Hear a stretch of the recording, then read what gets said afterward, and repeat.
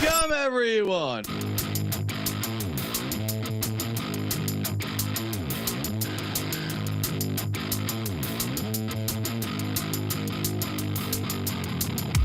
What would you do if you had my life? Work like me, had them stripes. Would you go hard just to have that ice? But I just fell trying to have that price. Any yo cooking about to add that spice. Nowadays dudes never had that fight. When it push bill, better burst your pipes.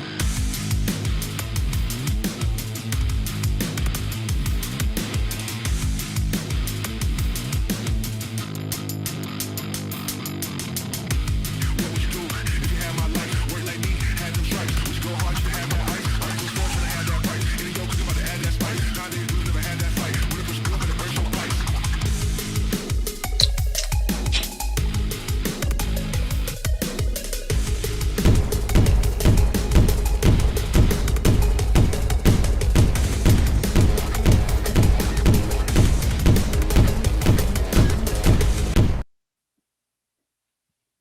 The college baseball experience NCAA tournament picks for Friday, May 29th.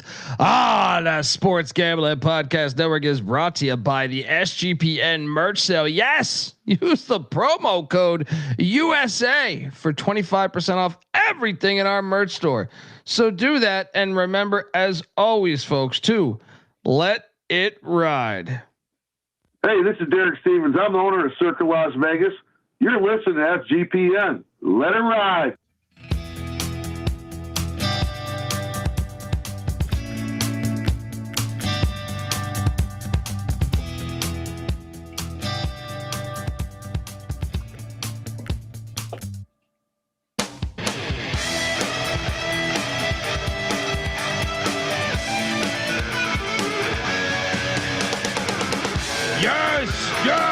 Yes. Woo!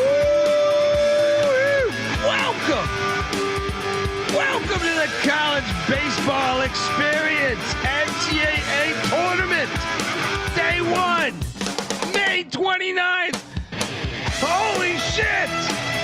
I can listen to this song all day, and we are. Well, let's just say I'll be getting up in. I'll be getting up in a few hours. Some have already traveled on this show, but I'm excited. Obviously, this is it's basically like Christmas Eve right now, where you just, you feel it. You can't wait for that noon. I always want to say a football term, noon kick. No, first pitch. That noon first pitch. Because man, the slate this whole weekend, all the way to Monday. Remember, some of these games are going to be on Monday as well. Just loading up here. If you're wondering who the hell you're listening to, well, that's fair. My name is Colby Swinging Database Dan, aka Pick Dundee. That's not a pick. This is a pick.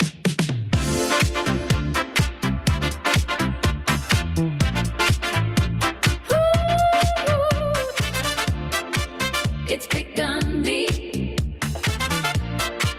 That's not a pick. This is a pick. Yes, there'll be many of those picks happening this episode, and I am joined by the heartbeat of the college baseball experience. You've heard him before on the college basketball experience, I'm sure. If you've tuned into that, give it up for the great Noah Bieniek. How are you, brother?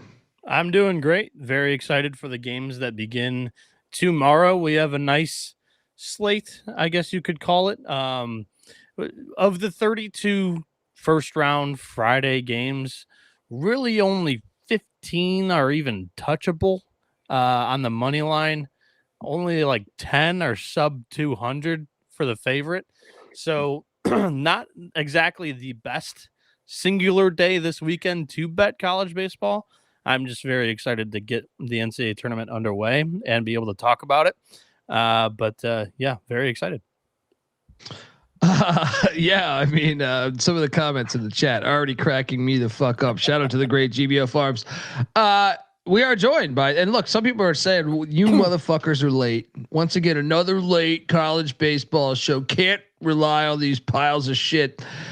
Well, we're still doing the show, but we're all traveling. Hiccups happen. All right. He's the host of the Head First podcast, and he is live from a Jolly Roger in Stark Vegas. Give it up for the great JP Sponseller. How you doing, brother?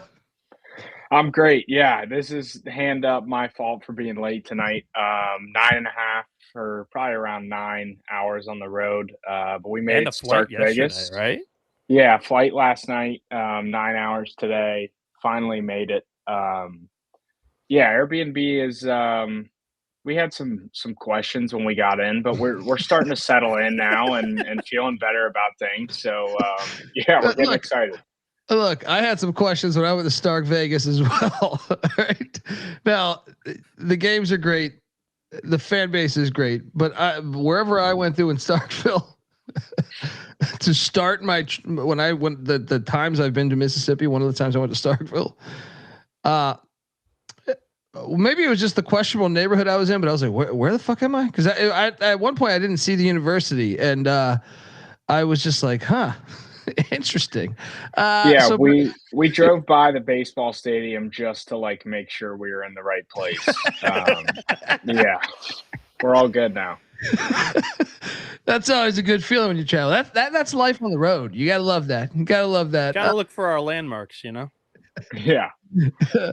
Oh man, good stuff. Well, welcome to Stark Vegas. I'll be in Chapel Hill tomorrow. Bieniek, I think what are you just sitting in front of the TV? Command center, sir. Yeah, that's always a way to do it. I've done that before too. So The nearest regional to me, I think JP said he had a 9-hour car drive, and it was Cincy to Starkville. Morgantown, I think, is the closest regional to me, and it's a 7-hour drive. So it's I can tell you, I can tell you this. I just did a football show with Moneyline Mac, and he was planning on tearing it up after the show. Tailgate Report and friends were already in Morgantown. They've sent me a photo of. Hold on, let me just try to get this. They sent me a photo of crisp lager West Virginia ale. So I mean, things are already off to a start there in Morgantown, and flowing. Yes, and look, GBO Farms, shout out to him. He flew into to Raleigh tonight, and he's down there in Chapel Hill. And I know he's already said, man, he's already got beers loaded up. So for the pregame tomorrow, as unfortunately his Vols will have to go down. But look. I mean, should we just jump in? Is there any other injuries or any news that we should touch in on before we just go game by game here? I think it'll come up game by game if we need to mention it. I guess UCLA won't have Logan Redeman this weekend. That is something that we learned today from Thursday press conferences at the regionals. The one thing that I'll mention is like today we finally got a lot of the pitchers named, which is also why we kind of had to wait to Thursday night anyway to do a pick show because you can't really pick college baseball games without knowing who's pitching. Of the 32 higher seeds in the 32 Friday matchups, 18 of the teams are not throwing their ace in the game. I do think it's a fascinating movement because I don't necessarily agree with it, but these coaches are almost, I think, admitting that their pitching staffs are not very deep and that they need to. If they don't start 2-0, they basically are thinking that they weren't climbing out of the losers bracket anyway. So they're throwing their number 2 or number 3 in game 1, and their ace is going in the winners bracket 1-0-1-0 game just to set them up in the driver's seat per se of a bracket. So I find it fascinating. Don't necessarily agree with it, but we'll find a lot of the matchups today of pitchers that don't normally throw on Fridays. That is captivating to me of like how you plan this out, you know, of like, my logic would be, let's get the win now, worry tomorrow. Yeah. Right? I think you can't go 2-0 without 1-0. And I don't know about you guys. You ever watch the show Survivor? I have before. Yes. Jimmy Johnson. I kind of feel like losing game 1 and throwing off is like going home with an idol in your pocket, if I'm being honest. So I'm always a big voter of you play to win today and worry about tomorrow. So I'm with Bieniek. This will be interesting tomorrow. See how things go. Yeah. Shout out to band neutral site games. Spent $400 a ticket for Georgia Tech. If they lose, I'm driving to Chapel Hill and huffing paint with Colby. You are welcome to. All right. I know a great Aaron Brothers. I'm telling you, man, we're good. And shout out to Jay North giving us $2. He says UC plus Florida plus ECU plus Dub V equals TCBE, college baseball experience parlay special tomorrow. Oh, I like that one. Well, sort of. I guess I faded one of those, but I like a few of those. All right, sort of. I like a few of those. I like where your spirit's at, Jay North. But all right, well, let's jump into this, man, because tomorrow, high noon, and no, I will not be drinking high noons. We will be consuming beer and perhaps start with beer, then move to liquor. But yes, Chapel Hill, North Carolina, ECU, Tennessee. Ryan Tower of Power is going to be pitching for the Pirates at Cliff Godwin. And meanwhile, Evan Blanco will be pitching for the Vols. I mean, this one, ECU plus 140 on the money line, Vols minus 180. I mean, this is taking candy from a baby. Yeah, I mean, just what are we doing here, boys? I mean, plus 140. Let's just jump on it right away. All right, let's just jump on it. And the ECU's been playing. Look, I know Tennessee's red hot, right? But ECU needed to win everything to get here. They didn't want to leave the doubt, so they've been kind of in a playoff feel. I think that's an advantage, and I'm curious to see the turnout. I'm very curious to see the turnout because I was talking to some ECU fans earlier this morning, friends of mine. They were a bit concerned about the pricing. They said we might just tailgate because the ticket prices were crazy at the time. It has changed a little bit since then. I feel like the tickets have dropped, so I was re-alerting them. Hopefully it's not too late, as they're probably pissed drunk at some dive bar right now.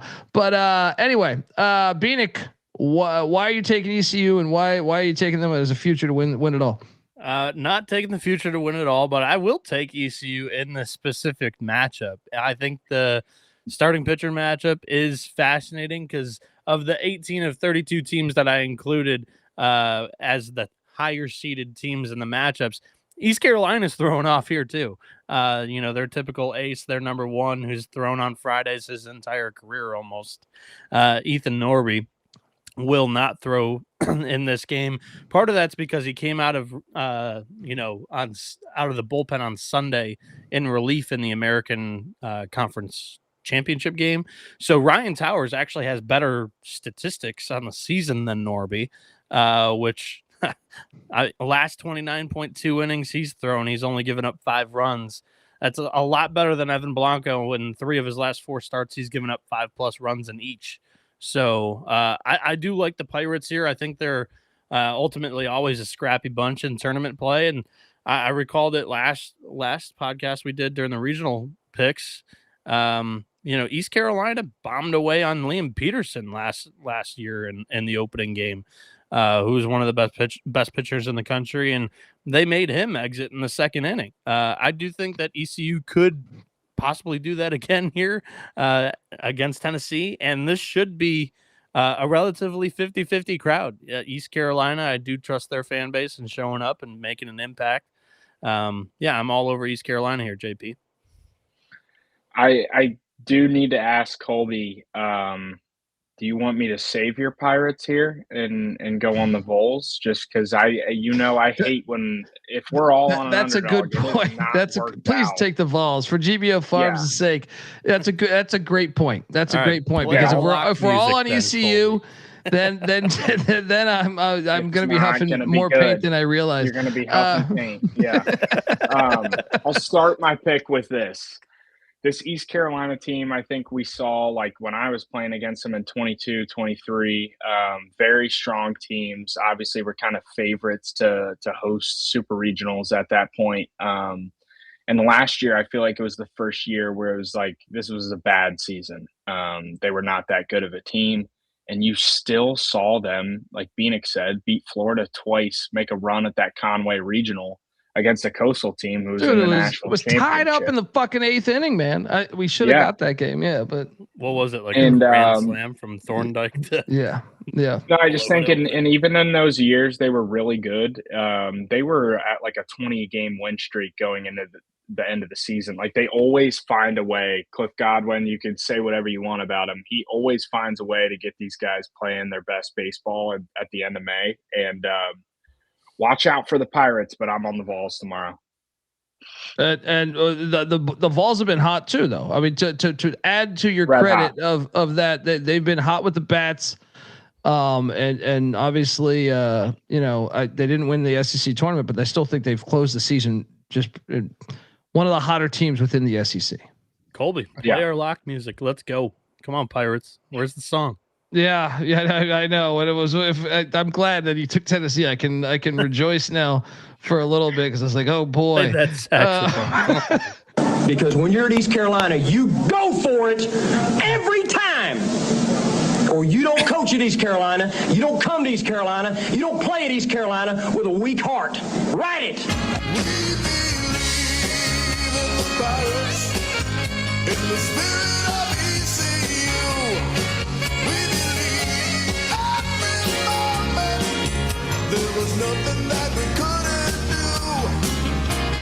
I also, GBO Farms did let me know that he already got like a 24 pack of Coors Light, and being it that Lawrence Taylor is a Tar Heel himself from Chapel Hill, I remind you of this. Take us back to your draft day. What do you remember from the day that you were drafted? I don't remember too much. I had 41 Coors Lights, so I couldn't tell you. You remember 41? Yeah, I remember 41. You remember 41, but you don't remember what happened. He says that with so much pride. I just love his pride. Like, who cares about the draft? What do you remember from the day that you were drafted? I don't remember too much. I had 41 Coors Lights, so I he doubles down on it right here. Remember 41? Yeah, I remember 41. You remember 41, but you don't remember what happened. Anyway, that'll be us tomorrow in Chapel Hill. We're gonna do our best, Lawrence Taylor. The Bearcats play at like 8 p.m., so that very well could be me by the end of the night. Stark Vegas, yeah. 41. Next up, we have Kentucky Wake Forest in Morgantown. This Wake Forest is not ready for this. Me and Mac were just talking off air. I was like, Kentucky, Morgantown in a way is kind of like the rest of the state of Kentucky. I think they're well equipped for this. I don't know that I know that like the Mountaineers fan base won't be there, but I think Kentucky's going to travel well. I know everyone has called out these Wildcats, but plus 130. Excuse me as I jump on this one on the money line as well. So opening up with 2 dogs, fellas. I think Kentucky, it's been bulletin board material for them all week. They shouldn't be in the field. Like I said, I think they fit in Morgantown. Their fan base will travel. I'm all over this plus 130 with the Wildcats. Bieniek, am I crazy? No, I don't think you're crazy. I'm not touching this game because I don't have a feel. I don't think. So Kentucky still hasn't announced the starting pitcher. I do think that it's going to be Jackson Jelkin, or at least I know Tom Walter, the head coach for Wake Forest, thinks it's going to be Jackson Jelkin, who is Kentucky's ace, which would make this, in my opinion, one of, if not the best pitching matchup of Friday afternoon. So I think it could go either way. I would take the plus money with Kentucky, but then again, the Kentucky bullpen has been very, very leaky down the stretch of the season, and that's part of the reason why they probably should not have been in the NCAA tournament. They're not good enough in the back end of the bullpen when their starting pitching leaves the game. So ultimately, I think that Wake Forest should win the game. I think it's priced incorrectly if Jelkin's on the mound, and that's where I'll point everybody, but I'm going to stay away. Give me the Wildcats, JP. Yeah, I'm kind of with our guy, Daniel Collier there. I think they have been pretty unhealthy all year, and they're starting to not necessarily like hitting their peak at the right time whatsoever, but they are healthy. You've started to see some bats come along. Tyler Bell. If Jelkin's on the mound here, I mean, Wake Forest has not impressed me too much all year. I haven't watched a ton of them, but I would be all on Kentucky here, especially I watched the other night just to get pumped for regionals. I watched Ole Miss's documentary when they made their Omaha run. Yeah. It's kind of giving me that feel of a last four in SEC team that can make some noise with some good pitching. So, I'm on the Wildcats as well. There we go. I mean, load up.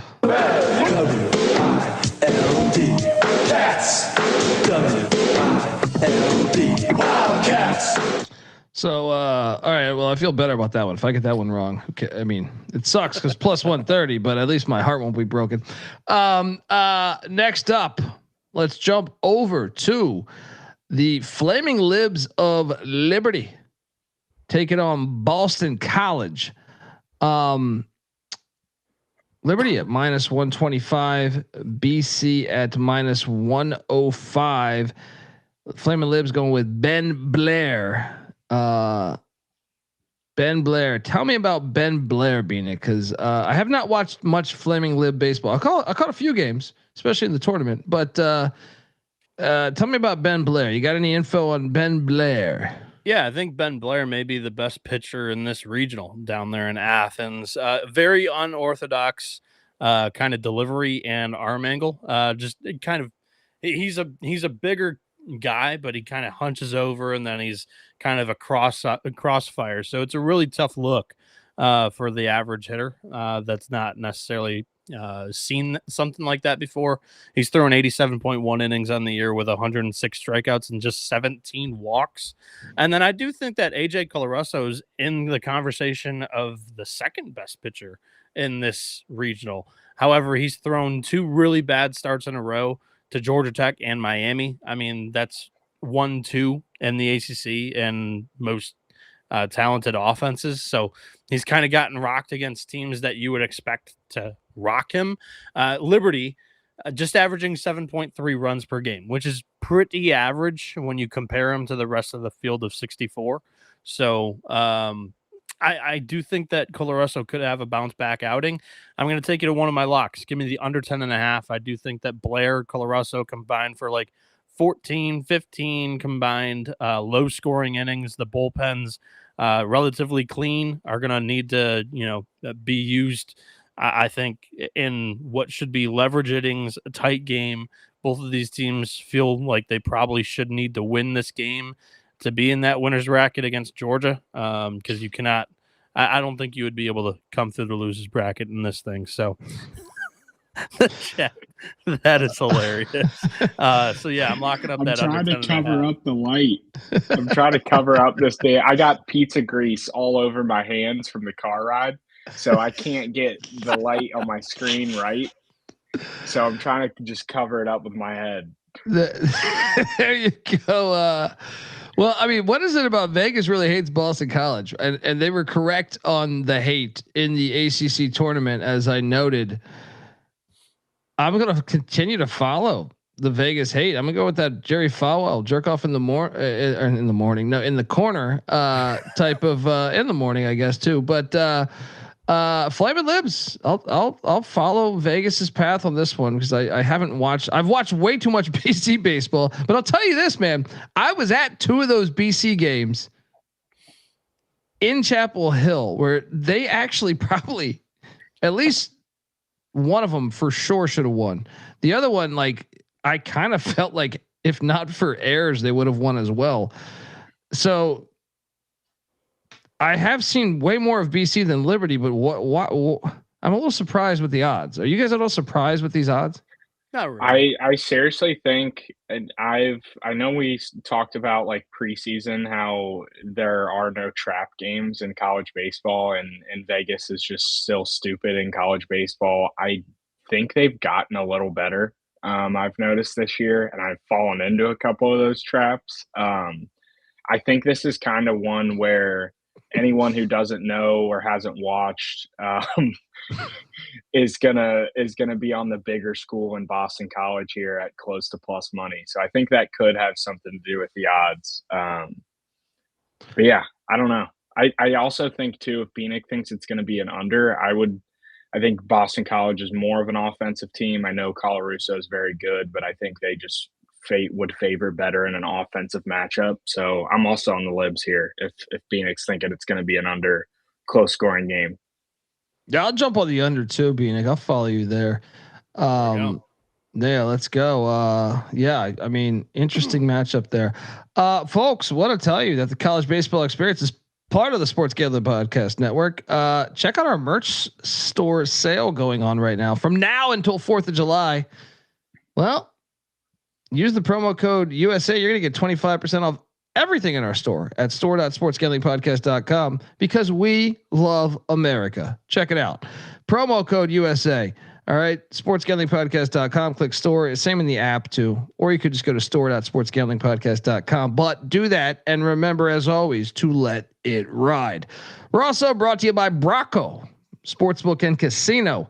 They're awesome. There's tons of great ways to get in on the action as they got you covered for all the major sports, offering over 100,000 sports markets a month. Yes. Bracco's available in a ton of different states as well. Wednesdays are for blackjack. Play blackjack on Wednesdays. Get 50% off your losses back. Nothing like a good BJ on a Wednesday, right? Depositing and withdrawing is very easy. Money in, money out, lightning fast. Bank, Apple Pay, crypto, it does not matter. Get a free $5 in a purchase match up to $100 at Bracco using the promo code SGPN. That's BRACCO, Bracco promo code SGPN. We're also brought to you by Underdog Fantasy. Yes, our pals there, always fantastic. Underdog has you covered for pick 'em for almost every single sport. Underdogs just increased their payouts as well. 2 pick entries now 3.5 times, and 3 pick entries now 6.5 times. Yes, they do have college baseball action, folks. Underdogs got you covered as well. They got a brand new offer for new customers. Play $5, get $50 in bonus funds when you sign up with our promo code. That is TCE SGPN. So do that and let it ride. All right. Next up, we jump over to Lawrence, Kansas, where these Huskies of Northeastern, some forgave them for getting rid of their football program, these pricks. But hey, Luke Rising's bunch, that was a fun matchup in the CAA tournament. I got eyes on that one. They're heading to Lawrence. Lawrence has never hosted a regional, so I expect debauchery. This could be a sleeper. I know we were talking the other day about drunken regionals. Which ones? And I think this one, I think might be low key. I think we talked Nebraska, Lincoln, Nebraska, Morgantown, Chapel Hill, but I was like, you got the Arkansas fan base traveling to Lawrence, and Lawrence has also never hosted. I could see some debauchery going on here. I think Northeastern too. You get some sneaky Boston drunks, right? Oh, like yeah. You get some sneaky Northeastern guys who know how to drink beer. 100%. 100%. I mean, they're going to be like, where the fuck are we? What do you fly into, by the way, when you go to Kansas? Did anyone know this? I've never flown into Kansas. Is this a Kansas City thing? And then you just Oh yeah, they are about 30 to 40 minutes from Kansas City, I believe. Okay, so I think that's not that bad. Yeah. Yeah. So they'll be there. There'll be some Boston people there. Luke Rising is pitching. Hopefully he's not like Cam Rising. And Cam Rising, dude got out for the year on the fucking Gatorade on the Gatorade bottle. That's incredible. That's still one of the funniest things I've ever seen.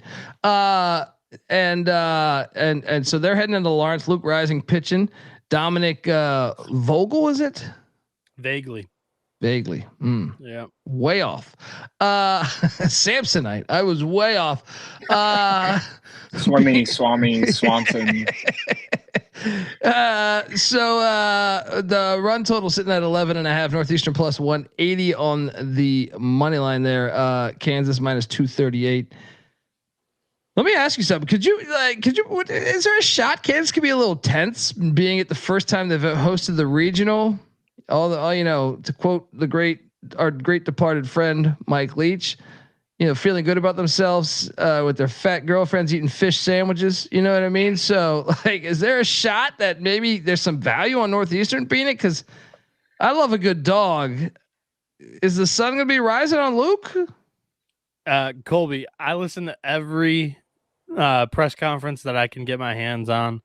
And the first thing that Dan Fitzgerald said was, there are a lot of different things going on campus right now. We're getting pulled in a lot of different directions, but we're excited to be hosted for the first time ever. I'm like, holy shit, this sounds like something that, they've never really done before. And it really is true. Like, you talk to first time hosts or just like teams, programs that are hosting for the first time that, it's been a while since the last time they hosted. And it just it really speeds you up, I would say. And then you've got a bunch of different obligations, whether it be friends, family that are there for the Sexual. games that aren't typically there. Sure. But also, this Kansas team, they're a bunch of JUCO bandits. And Augusto Mungarieta, their catcher, was talking about it. And he was like, bless you. Thank you. he was talking about it, and he said that, when we played in JUCO, we just had like 20 people watching our games. Like, this place is gonna be freaking packed. Like, that's the most people that they've played in front of. I do think it may work against them. I really think that it may just be a lot of pressure, more pressure than they played under. And typically, Northeastern's got nothing to lose. Nobody's talking about this Huskies team coming in here. And I do think that, what they're known for is the pitching staff. And I don't know how they're necessarily going to attack this game, but it's a clean bullpen. They're throwing their best arm statistically. He wasn't their ace for most of the year. Robbie O'Connor has kind of fallen off as of late in the last month or two. But Luke Rising on the year, 69.1 innings. He's got a 3.38 ERA. And he's thrown well in 4 of his last 5 starts. I think that he may have a good start here. But Dom Vagley, I think, will set the tone. Like, he's gone in 5 of his last 6 starts into the 6th inning, and he's got double-digit strikeouts in 3 of those 6. He's, like, turned into a different caliber of pitcher lately. I'm not touching the minus 238, and this regional, I will be attacking the overs. This specific game, though, as like Kansas kind of gets familiar and comfortable within their own skin again, I'm going to stay away from that over, stay away from the money line. But I still think that Kansas should win this game in like a 6-4 type fashion, JP. Well, yeah, hold on. I mean, like, you guys, I remember opening day. Sorry, JP, I don't mean to step on you. No, you're good. You remember when I put a large wager on Kansas and this team called UT Rio Grande, aka the Mexicans, fucking put it on these Jayhawks? I'm terrified of this matchup. I'm on Northeastern, but JP, what were you gonna say? I'm sorry. No, so you make a great point. Like, their non-conference, I think we talked about this the other night on the selection show. Like, their non-conference, their first month of the season was terrible. And if you look at the last 2 months of their season, outside of one weekend against the Mountaineers, they've been lights out. And I am with Bieniek. This ballpark plays small, and I definitely think this is an over type of weekend, especially with Arkansas at the plate. But I have enough respect for the Huskies, being a former member of the I think they changed the name, but when I was in it, it was the Colonial Athletic Association. No. On this show, on this show, it's still the Colonial Athletic. Isn't it? One of my buddies with Colby. One of my buddies last week told me they changed it to Coastal. Yeah, these fucking morons. Like, dude, I mean, you just struck a nerve with Colby. It's hilarious. Well, it's just who is Colonial fucking offending? What are we doing? We're just doing shit because of that. Stop. It was offensive. I don't even to no one just to make your mark. Don't get me started. Move on. Yeah, we should probably just move on. I'm just what a bunch of morons. We're a dumb. This is like the movie Idiocracy. Anyway, let's I would be on the Jayhawks here, but I have enough respect for Northeastern. Like, I don't think I'm going to lay the 238. I'm still kind of sticking with Bieniek, what we talked about the other night, as Jayhawks being that team where everyone's anticipating Arkansas to go win that regional, and I think they're going to be playing with some fire. So I'm still on the Jayhawks here. They're red hot. Yeah, I had a second thought, and I went and checked the weather because Fitzgerald did mention a little bit of a hint that they could be expecting some rain early in the afternoon on Friday. So rain and 10-mile-an-hour winds in from center field on Friday, rain and 12-mile-an-hour in wind on Saturday, and then thunderstorms expected on Sunday with 20-mile-an-hour winds in from center field. So this may actually not play as a super launch pad type of park this weekend. That's something to maybe keep in mind throughout here.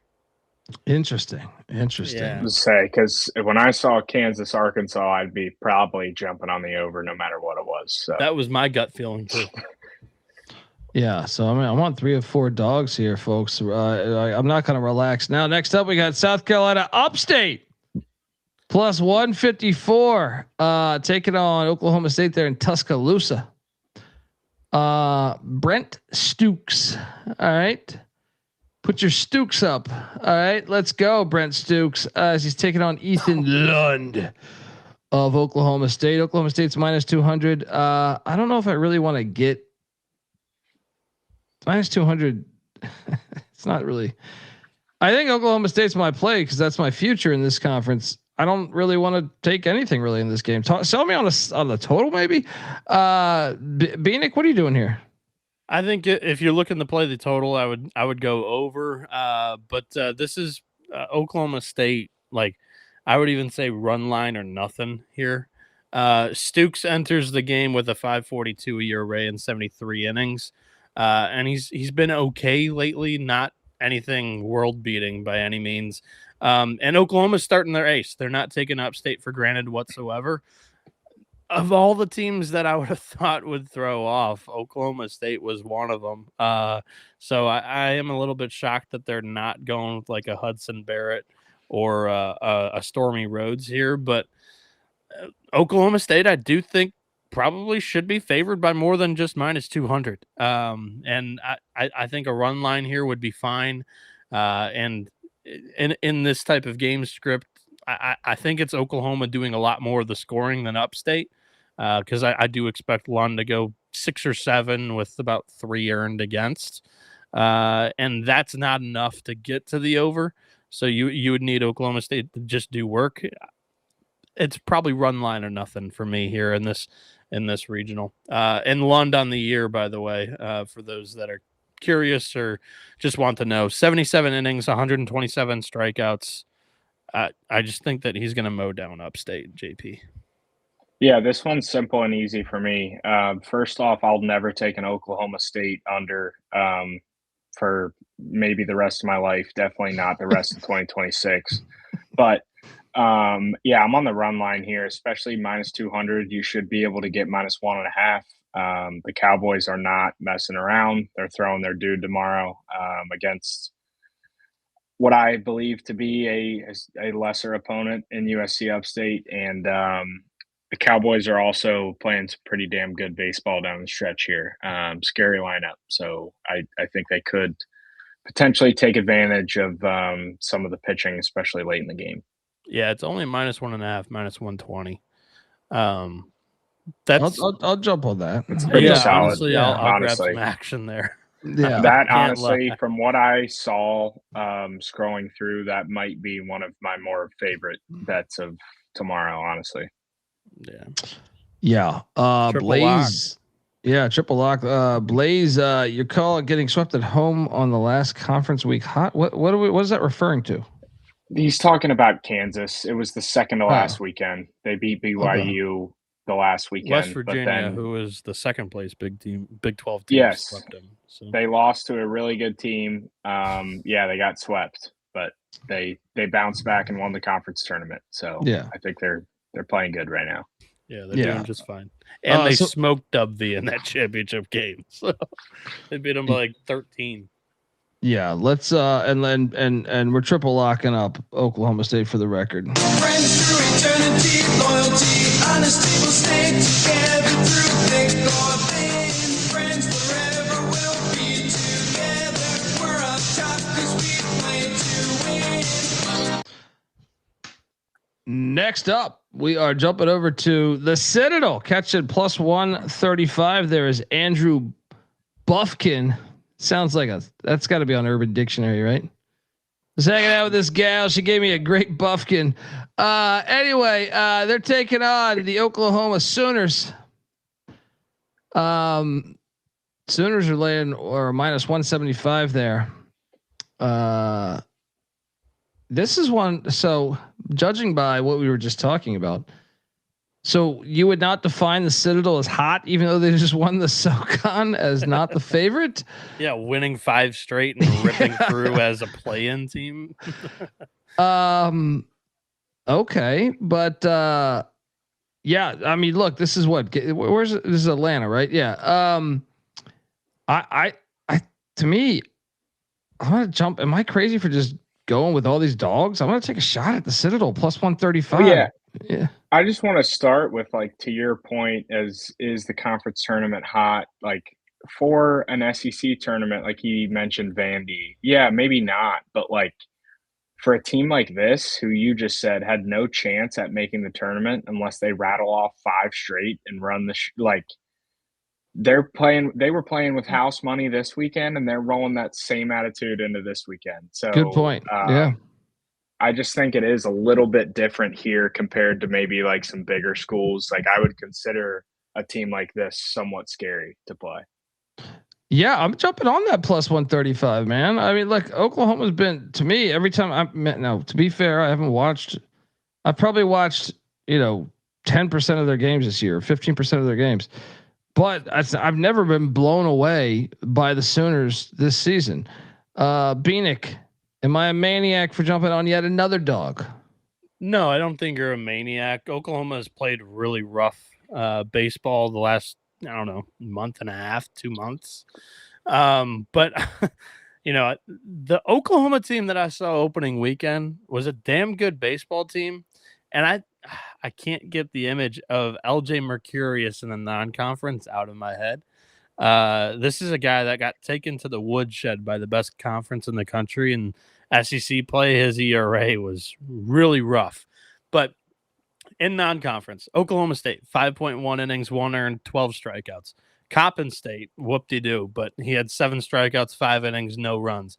Gonzaga, who won the WCC regular season, 7 innings, 9 strikeouts, no earned runs. Santa Clara, 6 innings, 6 strikeouts, no earned runs. Like, this is a guy that mowed down very comparable teams to the Citadel all season long in the non-conference play.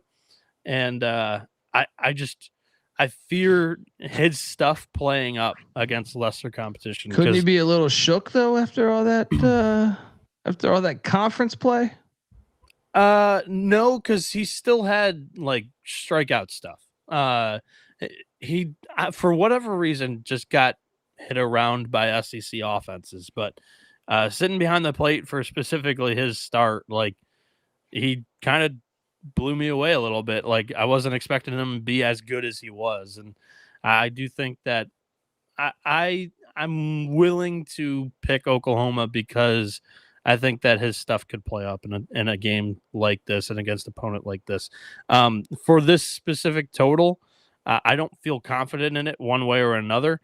I would probably go over just because the Citadel has been sticking it well lately. I know I'm kind of, conflicting the two analysis points there, but I do think that Oklahoma should have their way offensively in this matchup. So give me the Sooners. They pitch well for the first few innings, and then Citadel tacks on a couple of late ones to get the over. Yeah, I think like what Bieniek said, watching this team for the first 3 weeks of the season just scares the shit out of you to get any action on Citadel. Like, and especially I haven't watched Citadel enough to know what kind of arms they're going to be rolling out tomorrow. But if they are lesser level, like, Oklahoma could eventually take advantage. And it's not always with the 3-run homer. It's with racking up 15 hits in a game, which is kind of scary to me. So the Citadel, by the way, I can't believe I didn't mention this, but like, they just kind of stick together outings on the mound. Buffkin on the year only has 7 starts. He's not their best starting arm by any means. I think Will Holmes threw in the SoCon championship for them, along with Michael Gibson, who's like their star two-way player. Gibson is. So that's the name to know. But Holmes on the mound has thrown 88 innings, 112 strikeouts. He's not starting this game. That's their best arm. Buffkin, I think, would be classified as their number 2 or number 3, JP. Okay. Well, yeah. I mean, not going to be a super hostile environment, I don't think, for them at all. So I'd probably stay away from this one in general, but if I had to, I'd put a little something on Oklahoma, maybe as a parlay leg. That is a pretty good price, pretty decent price at -175 against definitely if you just look at roster top to bottom talent wise, like a lesser talented roster. I do like that over idea though. I think the over thing is kind of appealing as well.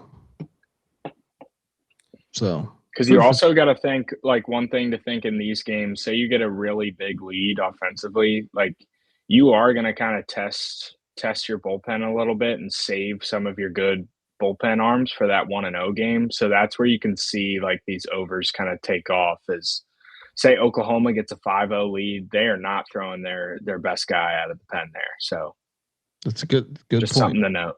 Yep, good point. Next up, Missouri State and Max Knight, who will be pitching for them. They are taking on. They are taking on the. Why do I always think this is Alabama at first? The Arkansas Razorbacks. Well, dude, did you hear what happened at the Women's College World Series? They displayed Arkansas and Alabama are playing in the Women's College World Series in Oklahoma City this week. The first day was today. So they had like this photo opportunity set up for fans or whatnot. They used Arkansas's actual like athletics logo with the hog. And then they used Arkansas's baseball logo like this instead of Alabama's like script A. So Arkansas had 2 logos up there and Alabama did not have a logo. So it was actually really funny. That is hilarious. Well, dude, I mean, for a second, I'm sitting there like Missouri State's playing Alabama. I was like, how the fuck did I miss this? Right. I was like, I must have missed this. This is in Lawrence, Kansas. And then I was looking at location. I was like, Lawrence, Georgia. It's like Lawrence, Georgia. Oh shit! Yeah, I was all fucked up over here reading this one. I'm like, Max Knight. Who the hell is Max Knight? I know Ray Knight, but no, Max Knight, Missouri State's pitcher, will be going there. The lefty plus 135. They are as they take on these Razorbacks at -175. You know, it's all woo pig suey for me because it's the year after the year. I'm high on these Razorbacks. At -175. This is one I'm going to play the run line though, guys. Bieniek. Really tough game for me to pick because neither one of I would say these teams have much stability in their pitching staffs whatsoever. I've talked about Arkansas not really, having many established roles at this current time. They're going with Gackle. His last appearance was out of the bullpen in Hoover, and he was great. He also had one good start recently against Kentucky, and then everything before that was not super good. And then with Max Knight, he's not typically a starting pitcher for Missouri State. Another 3 seed that's also throwing off in this first game here. This will be Max Knight's just 5th start on the season, and in his 4 previous starts, he's got 19 strikeouts, 14 walks, and 11.2 innings with an 8.49 ERA. Not great, and it's not a strong pitching staff to begin with. So I think if Missouri State's going to have to win a game, they'll have to do it in shootout fashion. And if there is weather and the wind is blowing in, I don't know if that's curating a great environment for Missouri State to win. And Arkansas, they do have talent on the mound with good stuff and high velocity, and I just don't know how much Missouri State is used to facing that in Conference USA consistently. And Gabe Gackle is a first-round arm, like talent-wise and stuff-wise. So I'm going to go Hogs here. I don't love the -175 price. The total's high, and the weather's kind of getting me off of it. I would have loved an over here. But this is one that I'll bet closer to the game if we're getting some clear skies and it's not as windy. But for now, staying away, but over would be my favorite pick, JP. Yeah, I'm all over the Hogs here. I think it's one of my favorite picks of tomorrow, considering that price. I know Bieniek just said the total opposite, but I actually took them with Alabama, I think, who is like minus near 1,000, but they play Alabama State, who I believe is to maybe be the worst team in the tournament. So that got me near minus 130. I'm all over this one. Last time I watched Gabe Gakel pitch live, at least, was in Omaha last year, and he definitely left an impression. Absolutely shoved. Again, we talked about it. This team's feeling disrespected right now, not getting a host spot. They're going to be coming out this game looking to make a statement a little bit. So I'm all over the Hogs. There we go. All three of us right there. Next up, let's jump to the Troy Trojan men are in Gainesville taking on the Hurricanes of Miami. Miami's minus 180. They're going to be going with Rob Evans as the Trojan men are plus 140 with Ben Stubbs. The over under at 12.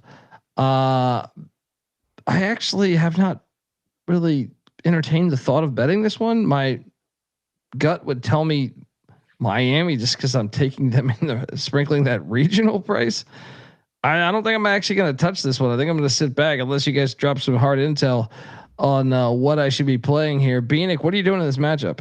Yeah, I do have a bet in this game. I'm corralling a stat real quick. JP, if you would like to jump in first, go ahead. Yeah. Colby, I'm kind of with you and maybe staying away. I know I was on the Canes pretty heavy for that ACC tournament, and I think they are playing some better baseball recently. But Troy is also one of those teams where, like, last 4 team in, scrappy team that you give them a chance, some weird shit can happen in a regional. So this is one that I would probably stay away and those Florida from. fans will be rooting for Troy, right? Yes. Yeah. Yes. Yeah. This one, I could see this matchup happening again later on in the regional. So maybe staying away first game and kind of getting a read on where both of these teams are at. If I had to do anything, I'd probably go with the Canes and hope that, I don't know. I guess, like, will they have enough Miami fans to even out the Florida fans rooting against them, or what that'll look like. So, yeah, my first thought is like Miami private school. I know they have a bigger fan base because of like they've just been so successful in Florida, but I still think those Gator fans that are sitting there in Gainesville, there ain't shit else to do in Gainesville. Why not go root against your rivals? I would.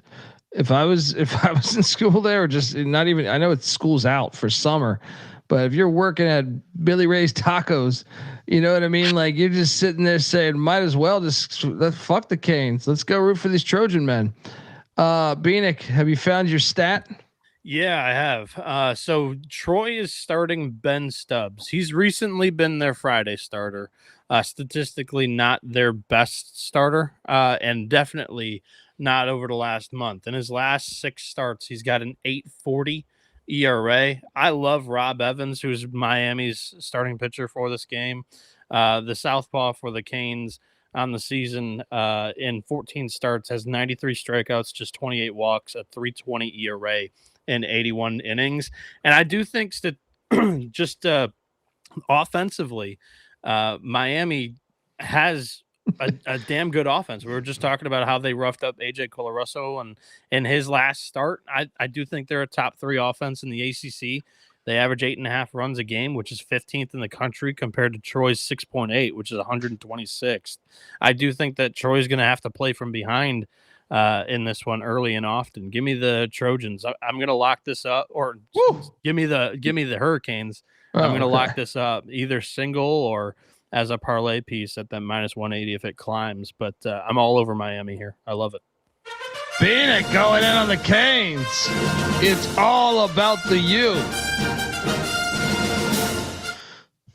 Folks, want to let you know that the college baseball experience is brought to you by Kalshi. Kalshi is a real money prediction market, legal in a ton of different states, and Kalshi has a ton of trading options for your favorite sports. New Kalshi customers get $10 when they use the promo code SGPN. That's Kalshi, Kalshi, Kalshi, promo code SGPN. We're also brought to you by Rhythm. Rhythm is your official data tool for dominating the NBA playoffs, MLB, WNBA, and golf. Let Rhythm's models help you cash in or build your own to dominate these books. Get your free 7-day trial period today. Looking to go premium, use the promo code SGPN25 when you download the Rhythm app for 25% off your first month. Download Rhythm. That's RITHMM, promo code SGPN25. Shout out to Stuart in the chat saying Troy is a pretty dang good ball club, fellas. Yeah, I did watch a couple of games where I was actually impressed as well. But I also watched Miami too. Like Miami's been up and down. But there's been games I've really been impressed by the Canes, especially early in the year. I felt like there was a few that I watched and I was like, wow, this seems pretty good. Next up on the slate, we have the Texans of Tarleton State. They are plus 135 on the money line with Court Lowry on the mound there. This is in Austin, Texas, taking on the Gauchos in Calvin Prosky. The Gauchos of Santa Barbara are at minus 175. Tarleton at plus 135. Over under at 9.5. Is this an underplay, fellas? So you're on mute. You're on mute, Bieniek. Yeah. Good. Yeah, you're good now. On my screen, it didn't have me on mute, so I don't know what that was. But I think this game is somewhat priced for Jackson Flora on the mound, and he is not starting. I view these teams as very similar, without like the ace on the mound. Now, I have listened to a ton of shows today that have kind of been disrespecting Prosky a little bit. Like this is still an MLB arm, so he's sitting out here coming into this game with a 2.25 ERA and 7 starts, and people are acting like he's like pedestrian. Tarleton's offense is very much better than UC Santa Barbara's entering this matchup, and that's what nerves me the most. Is you never know when the Gauchos are just going to roll over and only score 1 or 2 runs in a game, or a good game for them is like 5 or 6. They need to win a low-scoring game, and Tarleton throwing one of their best arms in Court Lowry, I do think sets them up for success. He has the best ERA on their team in 49 innings. He's got a 3.12. He's had 3 really good starts in a row. I do think at plus money, Tarleton's worth a look. But am I like slamming UC Santa Barbara because they're not starting Flora? No, I could see this thing going either way. And what I would actually recommend as the most optimal play and plays, because this is a multi-step thing, Tarleton plus 135, UC Santa Barbara plus 600 to win the regional. If UCSB wins this matchup, they'll have Jackson Flora in that 1-0-1-0 game against Texas. I mean, he's going to give them every shot to win that game against the Longhorns to set them up 2-0 in the regional. So I think that's how you attack the Austin regional in this game, JP. Yeah, I'm going to make my pick based off of your second analysis. And this is one of those where, yeah, I don't love that they're throwing off here, but on the flip side of it, little ballsy, kind of like it a little bit. Prosky's a really good arm, as you said. And they're looking to make a run at this thing, and it scares me a little bit that I don't think they're looking ahead, right? Like Prosky is still really, really good, and he's shown that. So yeah, I'm on the Gauchos here, but boys, I think I am going to sign off for the night. Need to get in the shower. My downstairs region is a little musty after that 9-hour drive, so I need to get cleaned up and get ready for a big day tomorrow. There you go, dude. That Airbnb at the Jolly Roger there. Do it. All right. But JP, yeah. Omaha 8 finals. What do you got?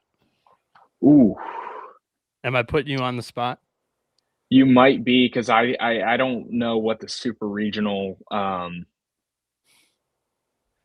like matchups are looking like. I can tell you from my original preseason, I got Texas, Florida Gators, Florida State, Nebraska, and Arkansas Little Rock still alive. So those 5 is who I'm rocking with, and my Bearcats if they can make it out of Stark Vegas. So we'll see.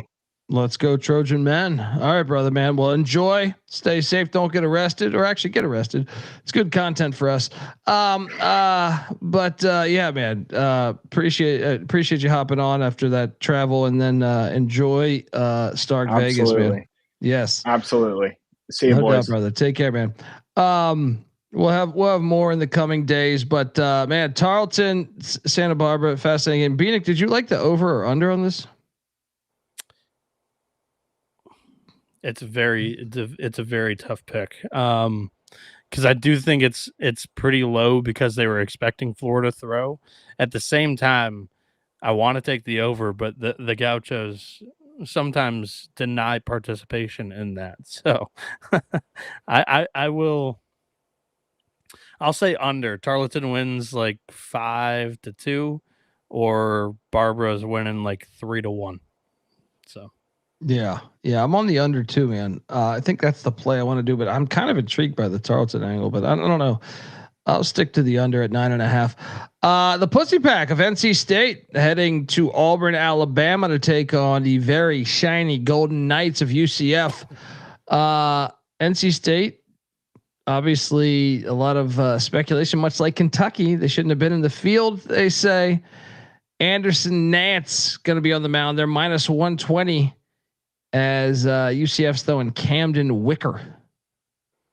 You know me, I hate NC State. I'm an ECU guy, but I think they're the play here. I will trust Vegas, and I believe there's some magic, some voodoo with the NC State play now. So I'm gonna take. I've already bet this minus 120 NC State. Bieniek, what are you doing here? Yeah, this one is definitely fascinating. You have UCF with a relatively nicked up pitching staff. They're going with Camden Wicker, has been one of their solidified starters all season long. In 15 starts, he's got a 4 ERA and 72 innings. NC State, on the other hand, Anderson Nance has just made 1 start this year. He's mainly a bulk reliever in 41.2 innings. He's got 52 strikeouts and a 4.10 ERA. This is a bold move because you never know how that transition from being a reliever and going into a starter role works out. I don't even understand why they feel the need that they have to do this, but because they have Heath Andrews, they have Cooper Consiglio, and they're supposed to be getting their ace Ryan Marone back this weekend. But I haven't listened to an Elliott Avett press conference to know if that's actually happening. But I think I want to be on the UCF side because of that. NC State's got the better offense. I think they'll be able to swing it in this one. But the fact that there's a lot of unknowns on that mound right now for the Wolfpack has me a little timid to jump on their side. I'm going to take the Knights here at minus 110. I think my favorite pick may be the over 12 because Nance may give you just 2 or 3 innings and you get into that NC State bullpen. It could be a field day, really could, because Wicker not been lights out. He's been just pretty steady. He'll probably give you 5 or 6 with 3 or 4 runs against. And I think you're halfway to the total, halfway through. And then when you get to those bullpens, they should be able to tack on some insurance. So I like the over 12 as my favorite play in this game. All right. Over 12 in the Pussy Pack versus UCF. Next up, let's jump over to a very intriguing matchup to me. Jacksonville State taking on the Wahoos of Virginia. This one does have my eye there in Hattiesburg, Mississippi. Bo Bryan's going to be pitching for the Gamecocks, and then the Wahoos are throwing out Henry Zatkowski. Over under at 11 and a half. I don't know if I mentioned Virginia's odds. They're plus 100. Jacksonville State's minus 130. Bieniek, I know you're on Jacksonville. I would assume you're on Jacksonville State just because that's who you rode with in this region, I believe. Yeah, I'm gonna jump on it too, man. And I watched the Wahoos at the ACC tournament here in Charlotte, and I didn't come. I've watched them a little bit throughout the whole year. I didn't come away super impressed with these Wahoos.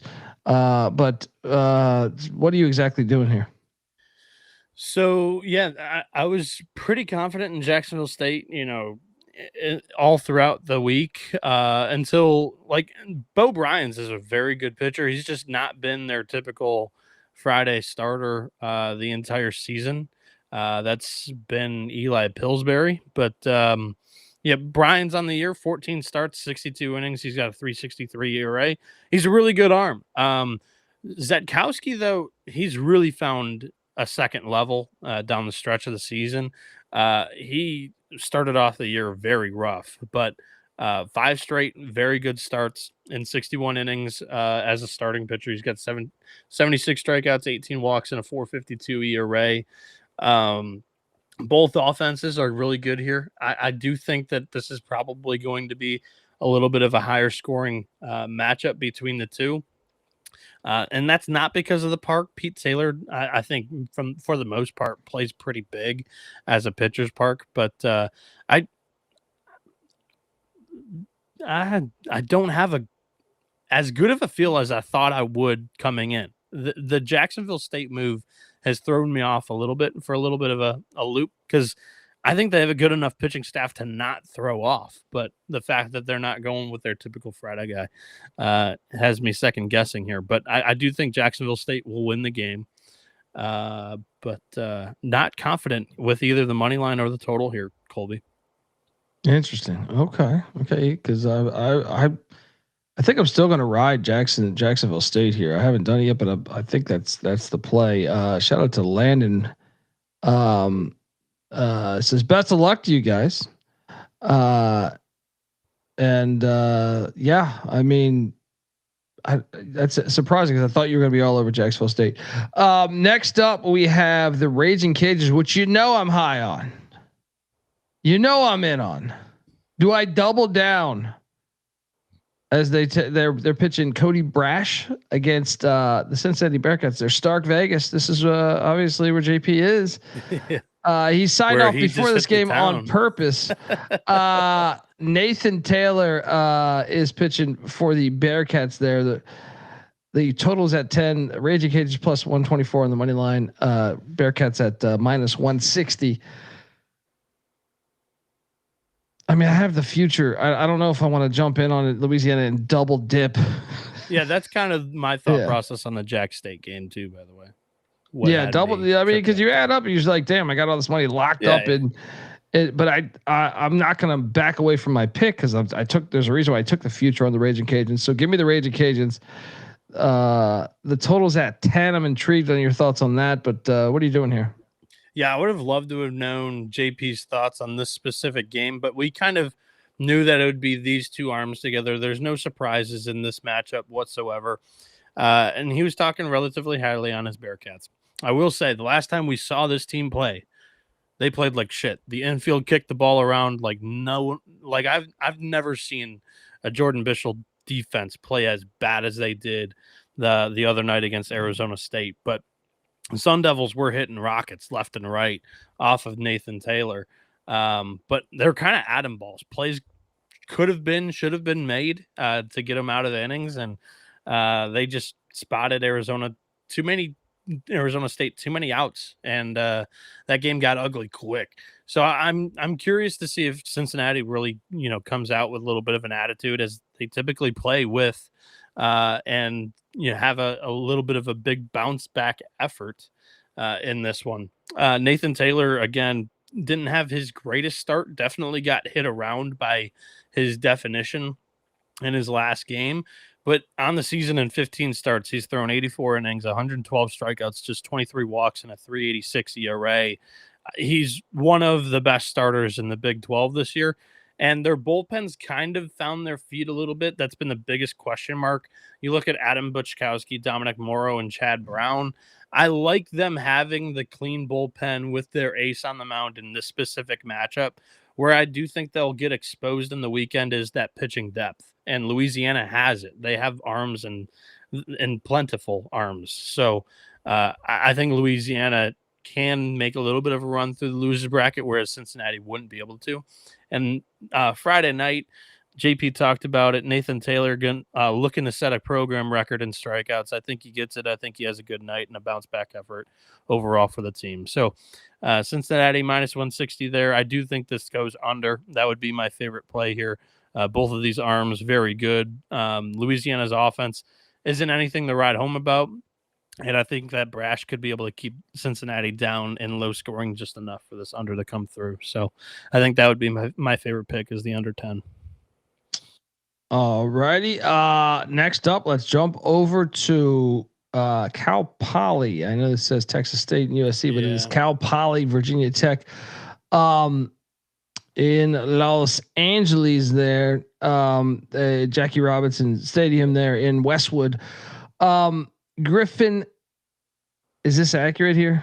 Right? Yes, Griffin. Yeah, Ness. no, but I was making I wasn't sure if that was part of Texas State or. That was my screw up. Cal Poly taking on these Hokies. I'm already on Cal Poly. What are their odds right now? I don't have it in front of me. Cal Poly to win the regional. I think it was like 15-1, 17-1, one of the two. Wait, let me see what I could pull up here. Because I'm curious for this game, what the odds would be. Cal Poly was 15-1 for the region. Yeah. I'm talking about this particular matchup though. Minus 105. Oh, so that's accurate. It's just okay. I just have the wrong. Okay. All it is the wrong name. The city's right. The pitchers are right. The logos are right. Okay.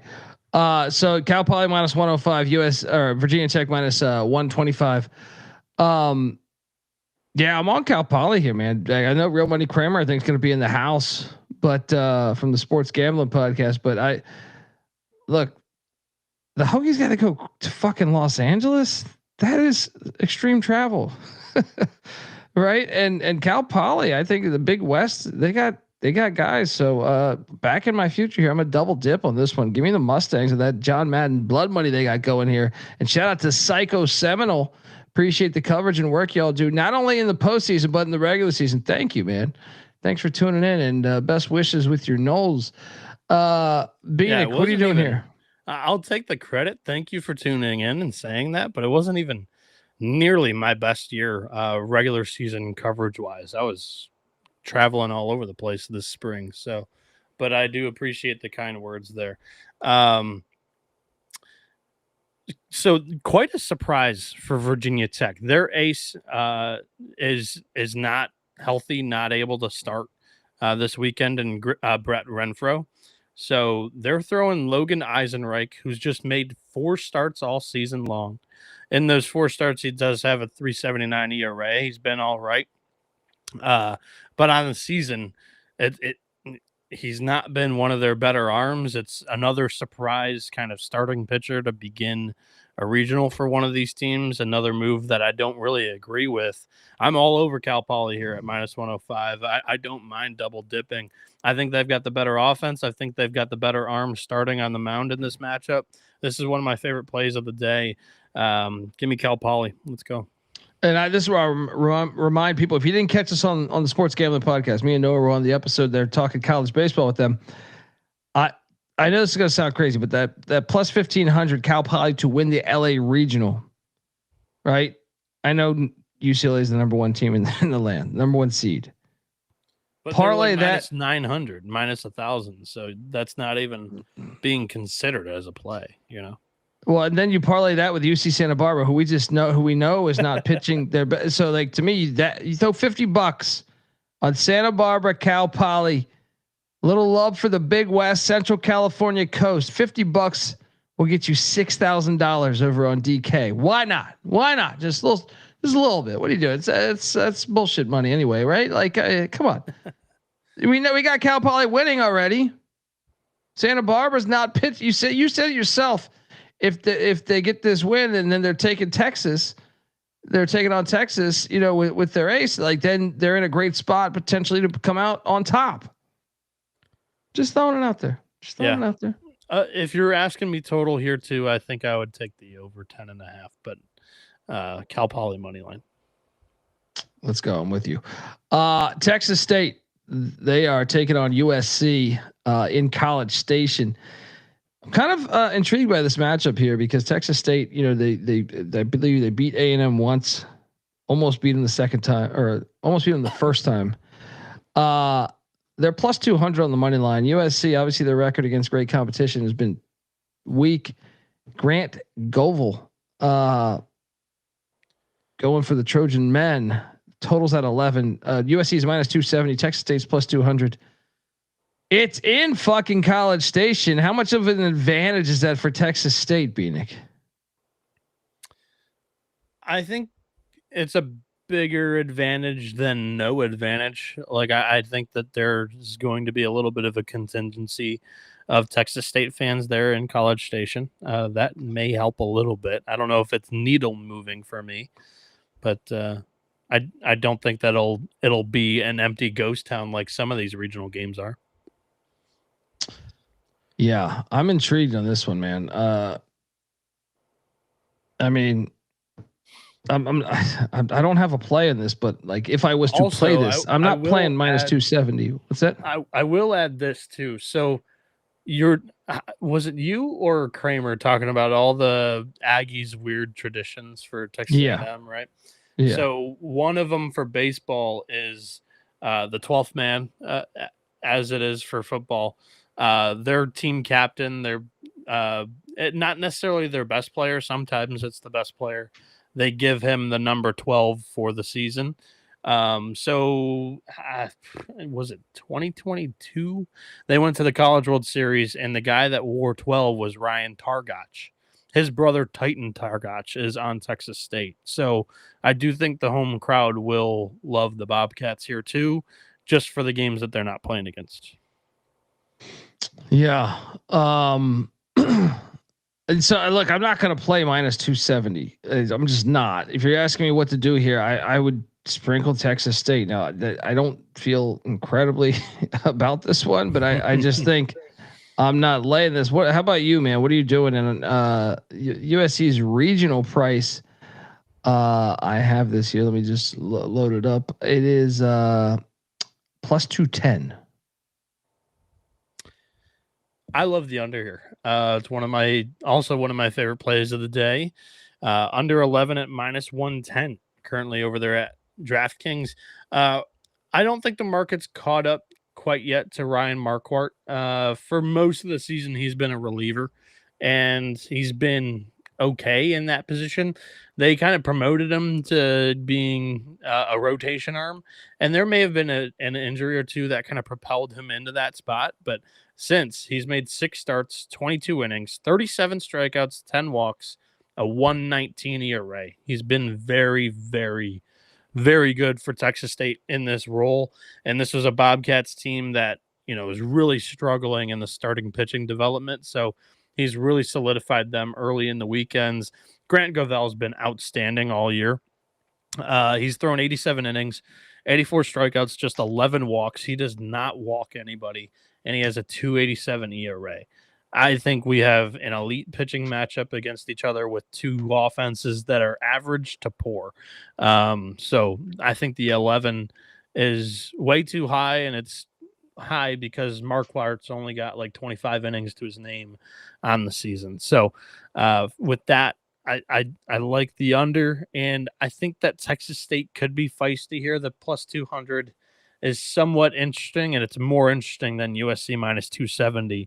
What I will say is Texas A&M starting Shane Citadel, which is clearly their only good starting option that is healthy on the mound right now. Whoever wins this game will be in a very, very good position to win this regional. So I would expect either team, whoever jumps out to a lead, to go all out for the W in this one to get in that winner's bracket in College Station. So USC, I think, wins it. I wouldn't bet the minus 270, but bet the under. You can't. I mean, I don't even like the run line either. Like, yeah. I think the only play if you're going for the game under is Texas State or the under. Yeah, like I just don't trust. I don't trust the I don't like laying 1.5 with the Trojans. Arizona State, Ole Miss in Lincoln. Shout out to Venezia's Pizzeria, our people. Arizona State's plus 110. Cole Carlone or Carlin, I'm sorry, is pitching. Is it Carlone? Yeah. Okay. Is pitching for the Sun Devils as they take on Ole Miss and Hunter Elliott. I'm on. I mean, once again, this is another one that I'm not in love with playing, but I'm on Arizona State plus 110 as the play here. Who do you think will have the crowd here? It's a great question. I think it'll probably be an Ole Miss crowd, if anything. Yeah. I think both fan bases will show up. I would say Ole Miss is more of a traveling baseball fan base than Arizona State. Yeah. I don't feel amazed about it though. What about the total 9.5? What are you doing on sides wise? I took a future on two teams in this region, Nebraska and Arizona State. Am I going to double dip on these Sun Devils? I am not, but for show's sake, give me the Sun Devils plus 110. Bieniek, what are you doing here? I'm going in on the Sun Devils because I didn't grab a regional position on them. I have Nebraska coming out of this regional. And part of why I have Nebraska coming out of this regional is because I think Arizona State wins this first game. Ole Miss has the premier pitching to go the length and distance in this regional. If they win game one, I think they pose a bigger threat to Nebraska. But Cole Carlone on the mound has been elite this year in 77 innings. He's got 124 strikeouts. He's strung together good start after good start down the stretch of the year. Whereas Hunter Elliott has been hit or miss in many of his starts. He is throwing in the SEC, and he is basically I wouldn't say a super senior because he missed a year and a half due to injury, but the scouting report is out on him in conference play, and he got knocked around a little bit. But he's a program legend. He's come up really big in postseason moments. But he's also been on the losing end against the 4 seed in the regional before too. So this guy's been around the block, man. I'm on Arizona State. I love the plus 110 price. They have the best offense in this regional. They have the best offense between these two teams. With two elite pitchers going at each other, I'll take the better offense. And especially with Carlone, who has elite strikeout and swing and miss stuff. And Ole Miss is bottom 5 in the country in strikeout rate. I think it's a great matchup for Carlone and the Sun Devils. I like ASU in this game as a lock. There we go. Lock it up. The Sun Devils, Tempe, Arizona. Well, out of Tempe, Arizona. This is in Lincoln. Yeah, this is also the last game of the night. So just play it. Come on. You're going to be watching it. Yeah. Go Beavs saying ASU all day. So before we do bracket picks, I do have a handful of picks for the 1 and 4 seed matchups that we didn't cover. That's because most of these money lines are like obnoxiously, obnoxious with Holy Cross money line. Yeah, the hold is obnoxious from some of these sports books in these games. But I like Little Rock plus 3.5. Their ace is pretty good. He's got a 3 ERA going, and this is simply a must bet for me with mental math. The total is 8.5 in the game between Southern Miss and Little Rock, and I'm getting 3.5 runs. I think it's a lower scoring matchup, and when that's a lower scoring matchup, it favors the dog on the run line. And Little Rock has been there, done that. Their coach took the Trojans to a regional final last year against LSU. You're asking them just hang in there with Southern Miss. I'll take the 3.5 runs and say thank you very much. I like I'm with that with me having a future on Little Rock. So okay, yeah, let's and double JP dip. Too. Yeah, yep. And the next game I have Lipscomb, Mississippi State over 12. So the Bisons, because they have a plural on the Bison in their nickname, and the Bulldogs have already played a series against each other this year. In game 1 of the mid-February series, like picture mid-February weather in Starkville, Mississippi, probably like mid-50s. It'll be humid, hot, this weekend, as I do think they're expecting a little bit of weather. So I think that ball is going to fly in that type of climate as long as the wind's not blowing in. I love the over 12. So in game one, they tallied 11 runs against each other. And now that's assuming, both teams' aces were pitching. And that was when Ryan McPherson for Mississippi State, their ace, was healthy. He's not anymore. And they're not throwing Tomas Valencius in this game. They're throwing Duke Stone. So I like Lipscomb's chances even better, as in game 2, they went over the total of 12. And in game 3, Mississippi State scored a total of 26 runs on their own. So I like the over 12 in Lipscomb, Mississippi State tomorrow. Next up, -110 Long Island and Georgia over 13. Come on, Colby. Let's jump in. Let's fucking go. All you got to do is mention my fucking Long Island Sharks. All I know is we're hard-working, tax-paying people like you, and we don't take shit from nobody. You got that, asshole? Ask me. The fucking union that works for you. My Sharks, baby, they're swimming. Yes, sir. So we're heading down to Athens, where it is just an absolute launch pad. And these are the two best offenses in the regional. Joey Volchko on the mound for Georgia. I really do think that he lives in the zone too much. Oftentimes he's batting practice. Now he does have elite stuff. We'll see how much Long Island has seen that type of stuff. But at the same time, he's got to be able to throw. This Georgia staff has to be able to throw strikes when Volchko doesn't eventually come out of the game. Long Island, I think, will have and string together some good at bats there. They love to run. They get plenty of runners on base. I think Long Island scores 3 or 4. Georgia does more of the heavy work here for us, as that Long Island pitching staff has a mid-6 ERA as a group. Next up on this list, we are sprinkling the money line with Northern Illinois against Coastal Carolina. Northern Illinois is plus 200. I think this is a disrespectful price because Coastal Carolina is throwing off in this game. They're going with Ross Norman, who has a 7.30 ERA in his last 4 starts entering this game. I'm assuming Northern Illinois is going with their ace. They haven't announced that yet. And knowing that, Coastal's coach is kind of rough around the edges, I wouldn't be surprised that this is gamesmanship whatsoever from the Huskies.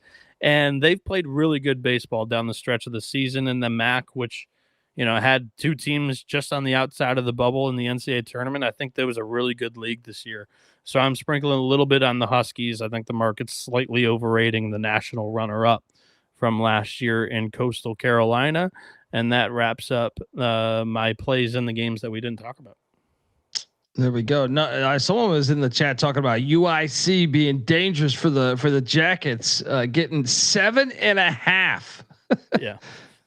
Shit, I might even throw in some of that on. And we were hanging out with the 7.5 runs they're getting. It's just like I don't know how many Georgia Tech score in there. Because they're throwing Carson Ballard. They're also another team that's throwing off in their first matchup. But at the same time, it's just like I think Georgia Tech can score 15 against UIC. So we'll see. I'm not. I don't have anything on that game yet, but I do want to be high-ish on the Flames in this regional. The Valley always performs well in the NCAA tournament. So yeah, that one 7.5, getting a touchdown in the hook. I think so. What were your favorite? Do you have a favorite bat or a dog from the games that we talked about, Colby? Well, I'll throw out one more. Yale plus 250 against Oregon. Okay. I think that one's intriguing to me. Or if just how about the run line? What are they getting? They're getting 3.5 runs. Yeah. All right. I think it's minus 130. That one's a little intriguing to me. But yeah, my favorite plays, man. Look, I'm a pirate through and through. So plus 140 money line ECU. Let's go. That one, as you well know, that was an obvious one. But look, I am gonna take a shot on Northeastern as well. Like the plus 180. I don't know if that's my favorite play. My favorite play is probably the Oklahoma State thing we mentioned, minus 1.5 runs at minus 120 against South Carolina Upstate. That's the one that stands out to me. I also like laying the chalk with Oregon State against Wazoo at -2.5. I just think Wazoo's kind of fool's gold there.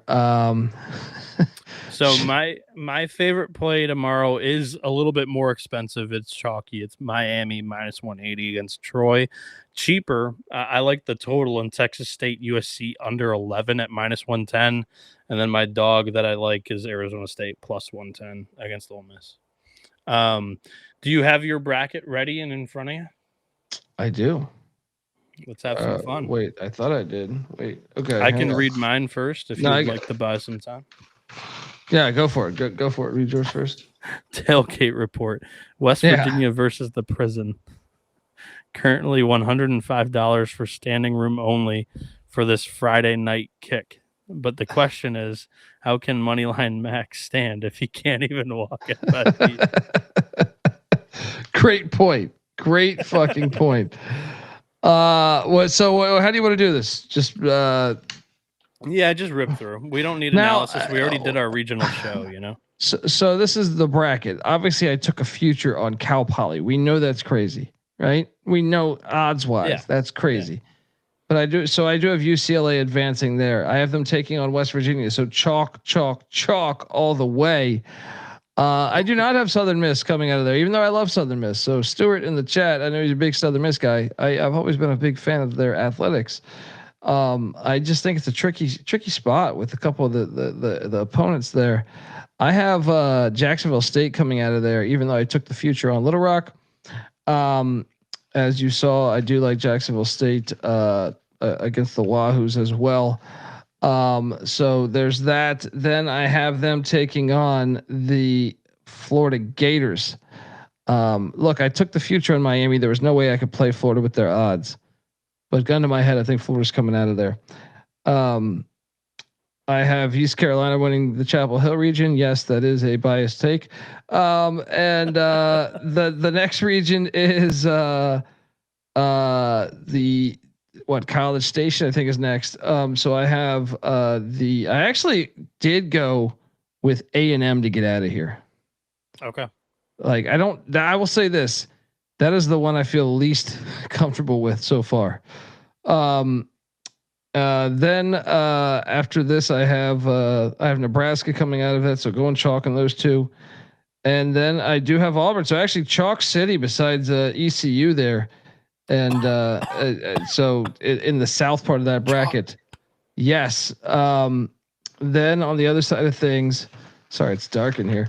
I have Georgia Tech coming out of the right side there. I also have I have Arkansas, even though they're the odds-on favorite. They are the 2 seed there in Lawrence. I have Arkansas taking down Kansas. Then I do have Coastal Carolina coming out of the region in Tallahassee, as well as I have Oklahoma State in Tuscaloosa. So setting up that matchup there. I did take the Texas Longhorns, unfortunately, to come out of that, even though I'm all over Santa Barbara. Let's go. Come on, Gauchos. And then I took Oregon State to come out of Eugene. I also took in the Starkville region, I took the Raging Cajuns, and that's one I actually stuck to. I'm not buying this. You gotta have a couple upsets there. So and then in the last region there in Athens, I did go Georgia, even though I don't really like that whole region. So that's my coming out of those regions. How about you? My regional winners were, I had UCLA, I had West Virginia, Jacksonville State, Florida, North Carolina, USC, Nebraska out of Lincoln. That one should be a lot of fireworks. Auburn. I have Georgia Tech. I took Arkansas in the Lawrence Regional. I took Florida State. This was my Texas A&M, because I didn't even take A&M to get out. Florida State I'm taking to get out of their regional, only because I don't know if any of the other competitors can truly knock them off in a regional final. So Went Knowles reluctantly there. And then I think they're going to end up hosting the Super Regional because I got Oklahoma State coming out of Tuscaloosa. I have Texas holding off the Gauchos in the Austin Regional. I have Oregon coming out of their regional. And then I have Chalk holding the Bulldogs in the bottom right corner, both Mississippi State and Georgia advancing. Colby, who are your Omaha 8 teams this year?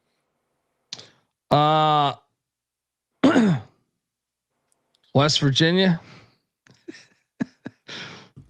I'm doing this just because I just need Mac in Omaha to ruin everyone's experience.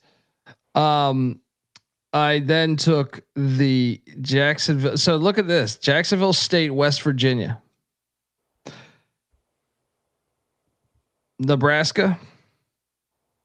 Oh, there are some animals on that left side of the bracket in Omaha. And ECU. Actually, honestly, if I'm being honest, I have Auburn, but I want Nebraska too. But and then on the other side of things, I have. What would be the biggest upset there, by the way, out of the ones I just said? Probably West Virginia over UCLA. I just think knocking off the number 1 overall seed would be classified more as an upset than Jack State over Florida. But I don't know. Maybe. Wait, did you take Miami over Florida? No, I took that future, but I took Florida to come out of it. Yeah. I don't know. Jack State over Florida is a big upset. But I don't know. It's either Dub V or Jack State there. So then I have Georgia Tech, Arkansas, which is fucking phenomenal, right? So I personally I'm betting. I'm going to be betting Arkansas. I know I'm going to be betting Arkansas, but my eye test, I can't get that out of my mind how good I think Georgia Tech is this year. So I will take Georgia Tech to advance. Quite the impression when they're hitting homers left and right in Charlotte. Dude, very, very, yeah, exactly right there. Then I have Coastal taking on Oklahoma State. I do have Oklahoma State taking down Coastal Carolina. Then I have Texas taking on Oregon State. I have Texas advancing, and then I have if I can read my own handwriting. I have Louisiana against Georgia. And I do have them dogs advancing. Okay. A lot of groupthink here. I think we differ on 3 teams of the 8. So I have UCLA knocking off West Virginia in the Los Angeles Super Regional. I do have Jacksonville State going to Gainesville and winning a Super Regional. Kevin O'Sullivan, the head coach of Florida, I believe is 10-1 in Super Regionals in his career. The one Super Regional loss is to a mid-major program, Southern Miss. It was at home in Gainesville, and Southern Miss at the time was a Conference USA school. So I like the Conference USA champ, the double champ from the league, going to Gainesville, and I think they can knock off the Gators there. I have North Carolina over USC to avenge their home Super Regional loss to a Pac-12 team last year. I have Auburn over Nebraska for the second time this season in a series in Auburn, Alabama. I have Georgia Tech over Arkansas. I have Oklahoma State going to Tallahassee and winning that Super Regional. I have Texas hosting Oregon and winning that Super. And Georgia, who went to Starkville earlier this year and swept the Maroon Bulldogs. I think the Red Bulldogs, the Red and Black Bulldogs, will go to the Super or to go to Omaha here. So my Omaha 8's UCLA, Jacksonville State, North Carolina, Auburn, Georgia, Texas, Oklahoma State, and Georgia Tech. My mind's not very creative. I stuck with my preseason pick overall because I don't think it's necessarily that bad. And for some bracket pools that I'm entering, I definitely have, I think, a differing champ. I have Texas winning it all over UCLA. Nasty, I know, Colby, but I do think that in the hypothetical instance that Georgia Tech and Georgia get to Omaha and they're in the same bracket as Texas, the Longhorns pitching staff could wreck some stuff. So I like the Longhorns to come out of the right side, and I think that overall they should be able to outlast UCLA in a best of 3 with their arms. Who's your finals series, and who do you have winning it all this year, Colby? Yes, I have the Yellow Jackets winning a national championship as they along with everybody down. else. This bracket's just outside of your top left portion, a lot of chalk. Yeah. I mean, Auburn, but I haven't taken on Auburn and beating Auburn. Old SEC, old SEC matchup back there, as Georgia Tech used to be in the SEC back in the day. I like that finals. Auburn, Georgia Tech. My Pirates fall just short. See, I'm being honest with you. Okay. Shout out to the great Abner in the chat. But yeah, man, I can't wait. This is the best. And we're going to be back. What? We're going to try to do this every night. Depends on the odds. I can't necessarily promise that with how they've been going this year. So we'll see. I will be doing live shows every night, just not necessarily on this channel live. You can come tune in on 11.7, and I have extended that invite to Colby if he wants to come over and just hang out and watch college baseball. But I don't know how long those drives back and forth from Chapel Hill is, and then also how much family time you plan on spending this weekend, as you do have the in-laws in town. I will be on one of those 100%. Okay. All right. I can't say every single night, but we're going for it here. We're going for it. So folks, and Javante wants to know your thoughts on St. Mary's plus 5.5. Not a huge fan of it. I will say that. Not a huge fan of it. All right. Bieniek's on Twitter at NoahB77_. I'm on Twitter at TheColbyD. Merry college baseball. Yeah. This is awesome. I think it's the most undercovered sport in the country. I think this tournament is the most undercovered. I hope it continues to grow. Did you see the numbers that came out today, by the way, on the sport? No. Oh my God. Very good. Like, can you send me it or recite it if you have it? Yeah, I have it. Give me 2 seconds, because I retweeted it. It'll be so easy for me to find. Very, very good. Better than I honestly thought it was going to be. So ESPN PR posted this today.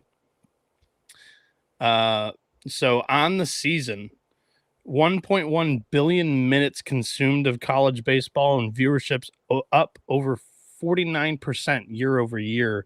Most watched regular season since 2012. And I mean, if this is your most watched regular season series, A&M and LSU didn't even make the NCAA tournament. Yeah. Phenomenal though. I mean, the sport is fantastic. It's undercovered. This tournament is super special. So I can't wait for them to fuck it up, but, yeah, just like everything else, but, no, it really is. And, so enjoy this weekend and this road to Omaha. It's always the best. And it's something that I think, is, one of the best things we have sports wise in America. So, yeah, can't wait to tune in every night. I mean, look, whether it's you guys, whether it's us, we got you covered for college baseball the rest of the season, and so on and so on. Till next time, folks. This is the college baseball experience. You better start thinking about yours. And we out of here.